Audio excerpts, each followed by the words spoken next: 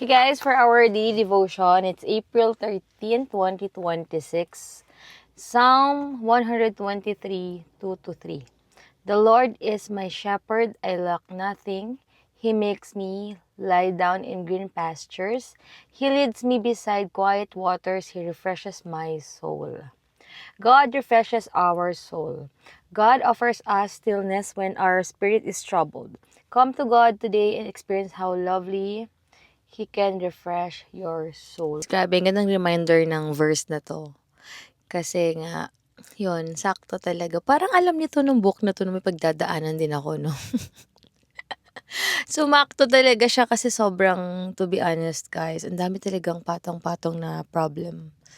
I mean, sa tita ko, kasi she's getting weak na talaga, namamaalam na siya, ganyan, at marami pa ibang bagay. But, come to God lang talaga. Kung napadaan ako ngayon sa FYP nyo, so yun, magagawa natin is mag-pray, kausapin si God. Kasi siya lang nakapagbigay ng peace sa atin eh. And siya na lang bahala. I-surrender natin everything sa Kanya. Kahit kayo may pinagdadaanan kayo guys, surrender lang natin sa Kanya kasi wala naman tayong magagawa natin to kontrolado yung buhay. Kahit pilitin natin, baka mas maging worse pa or kung ano man yung sitwasyon natin, 'di ba? So, mas maganda na leave it all to God, surrender everything to Him, and makaka-feel tayo ng peace niyan. Alam ko naman na lahat ng bagay may purpose, lahat ng bagay temporary lang, even yung problem or success, lahat yan temporary lang eh. So, ang gawin na lang natin, kunin natin yung lesson, kung may pagdadaan tayo, kunin natin yung lesson ngayon.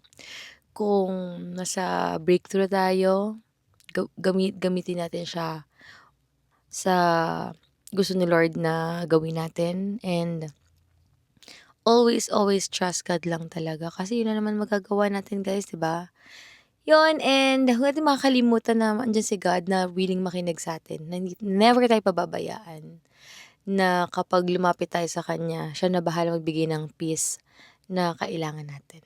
So yun lang guys, hindi ko alam, talagang galing lang ng book na to kasi parang alam niyo yung pagdadaanan ko. Kung paano talaga ako i-comfort ni Lord. Minsan wag natin babaliwalain yung mga ganyang bagay kasi minsan or madalas yan talaga yung way ni Lord para makapag-communicate sa atin. So yun lang, and sana kayo rin.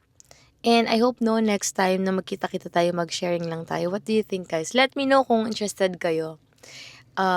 Meron ako sa Blue App, Debbie Y. Santos. PM nyo ko doon guys kung gusto nyo mag-set tayo ng mga ganito at mag-sharing tayo para mag-meet halfway tayo, BGC or Vermosa, ganyan. Kita-kita tayo guys. Let me know, PM nyo ako. Para makagawa tayo ng community or group about sa mga ganitong bagay kasi gustong-gusto ko mag-share ng mga ganito at yung mga kung ano man natin guys. Ha? Let me know. So, ilang guys. Have a blessed day and God bless po.